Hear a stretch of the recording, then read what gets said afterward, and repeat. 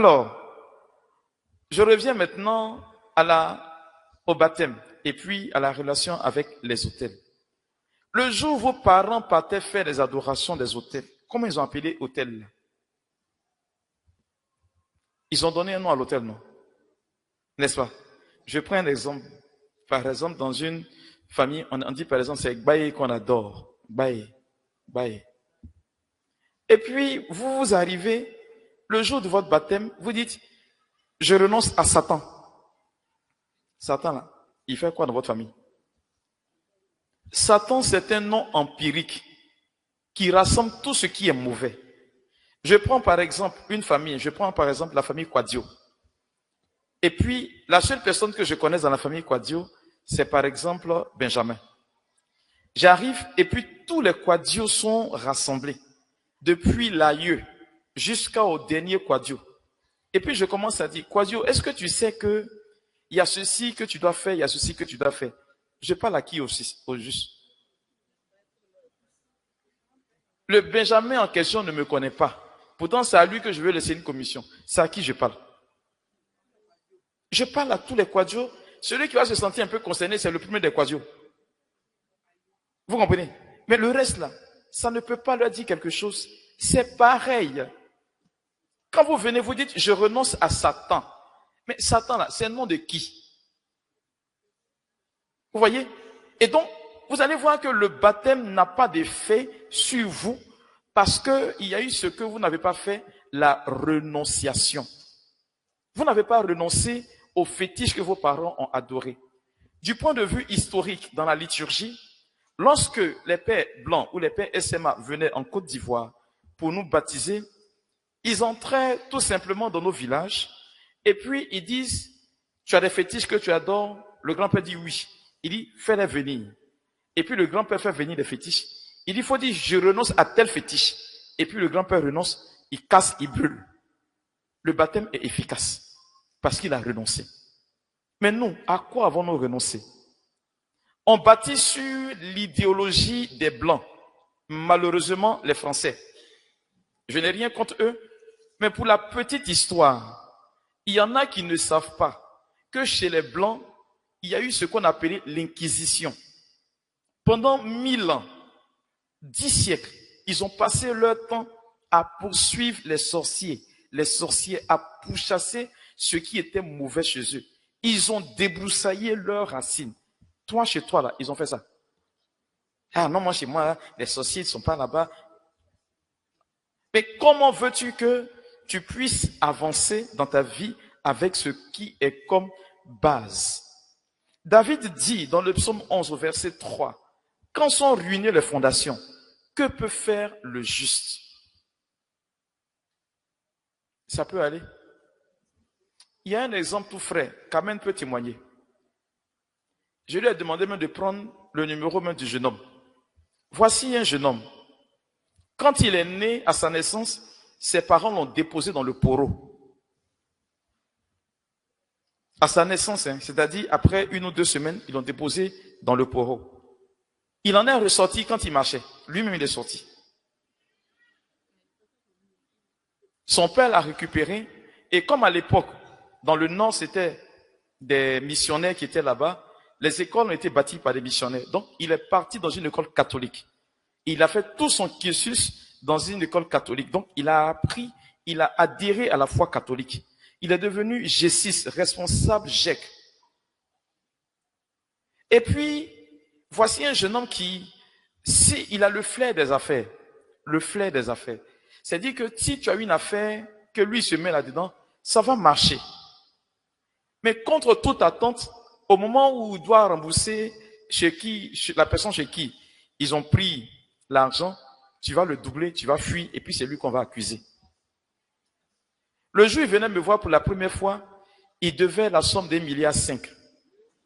Un jeune homme d'à peine de 34 ans. 1,5 milliard. Je ne vous parle pas d'1,5 million, il dit 1,5 milliard. C'est le montant qu'il devait. Il a été convoqué 17 fois à la police économique.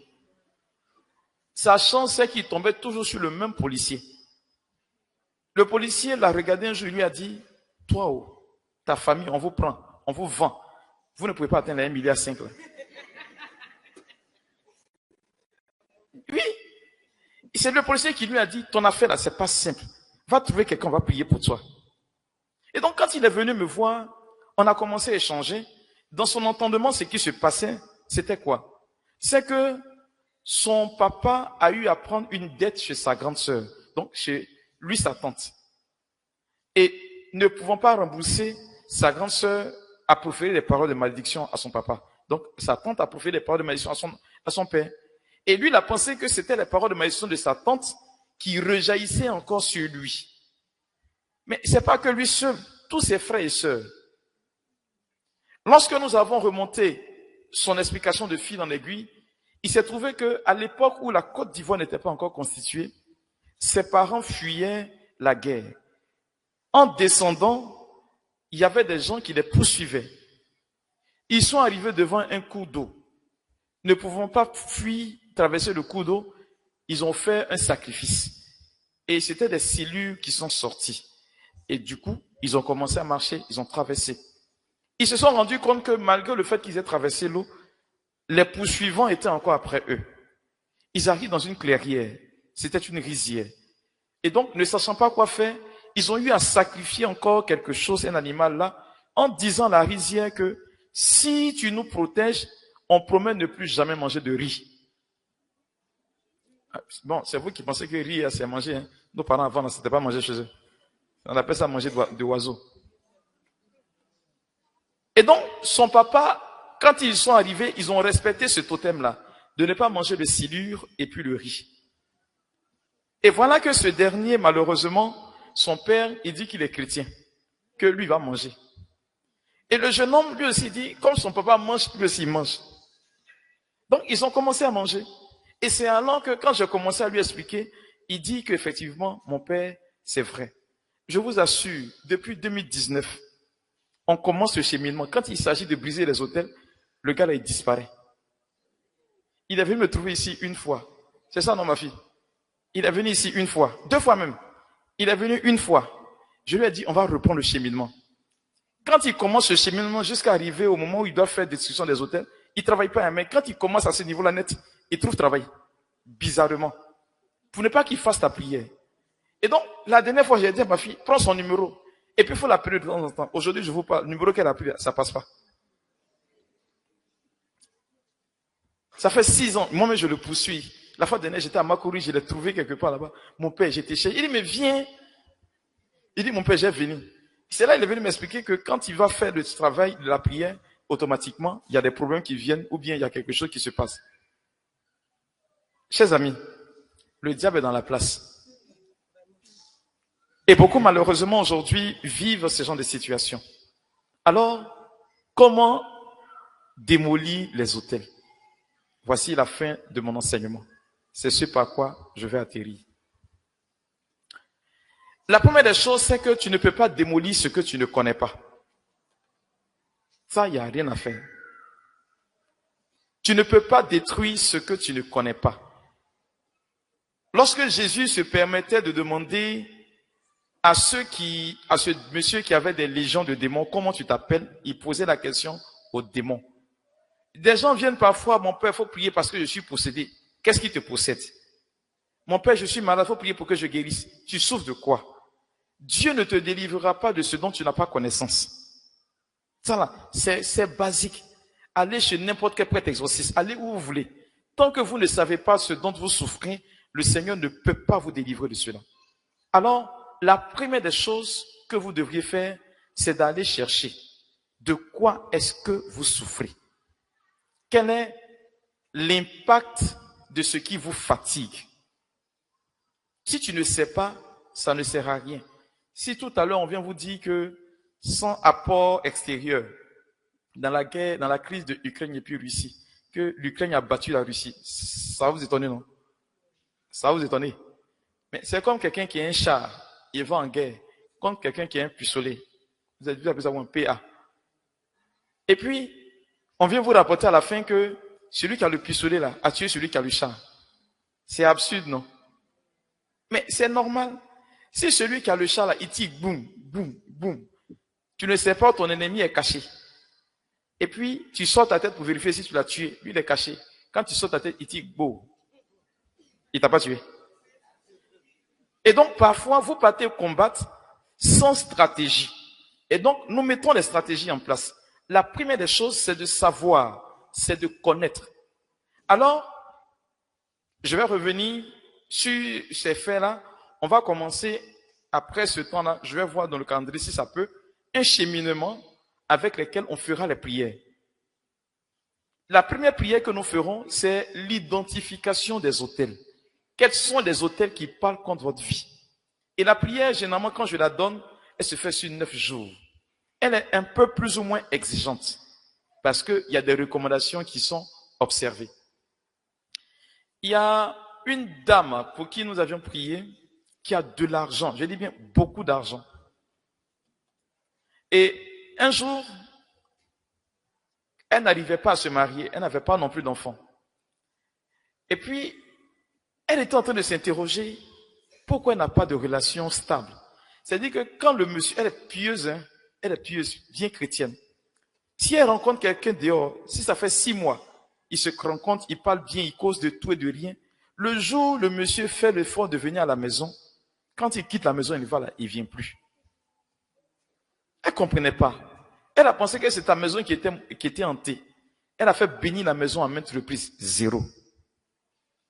Et un jour, elle s'est mise à prier. Et puis on lui a dit, ben, écoute, demande à Dieu ce qui se passe. Et puis elle a demandé à Dieu. La nuit où elle dormait, elle a vu sa maman soulever un sac de ses dessous en train de fuir. Quand 6h00 a sonné, elle est allée trouver sa maman. Tu as pris mes dessous là pour aller où? Sa maman lui dit non, que j'ai pris un de tes dessous pour aller donner à Marabout travailler. Parce que si tu te maries, que tu fais enfant, tu as pu t'occuper de moi.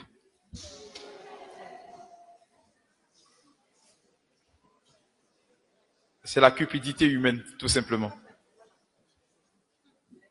Et donc, la première étape, c'est de savoir. Si tu ne sais pas, tu ne peux pas combattre. Mais figurez-vous que quand vous allez chercher à combattre, dès le moment où vous avez ces informations et que vous voulez vous engager pour commencer la prière, laissez-moi vous dire que ça sera plus que difficile. Ceux qui ont fait le chemin avec moi, ils savent de quoi je parle. C'est pénible parce que c'est comme tu arraches de la viande dans la gueule d'un chien. Imaginez-vous ce que ça fait. Et donc, le diable ne va pas se laisser faire.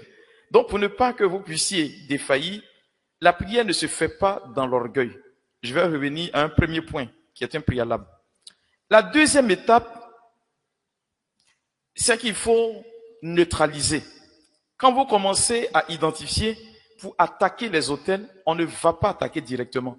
Il faut affaiblir les forces des autels. Et donc, il y a une prière qui est faite dans ce sens-là, pour affaiblir les activités des autels dans votre vie. Pour affaiblir les activités des autels dans votre vie. Après cette étape, il y a maintenant la prière pour briser les autels de famille. Et c'est là que généralement se trouvent toutes les complications. Alors pour les 2 premières étapes, ce sont les mêmes recommandations. Alors quelles sont ces recommandations-là? Pendant la période de prière, je ne sais pas si j'ai vu ça ici, je ne crois pas. Non, je n'ai pas ça. Il y a des choses qu'il ne faudrait pas faire. Premièrement, ne pas dormir avec la colère. Pendant la période de prière, ne pas dormir avec la peur, ne pas dormir avec le doute, le stress et tout ce qui déstabilise intérieurement votre intérieur. Deuxième chose, pas d'alcool pendant la période de prière, pas de cigarettes, pas de fréquentation de bars ou de maquis, pas de flirt, pas de rapport sexuel. D'ailleurs, même vous qui n'êtes pas marié, vous n'avez pas droit à ça.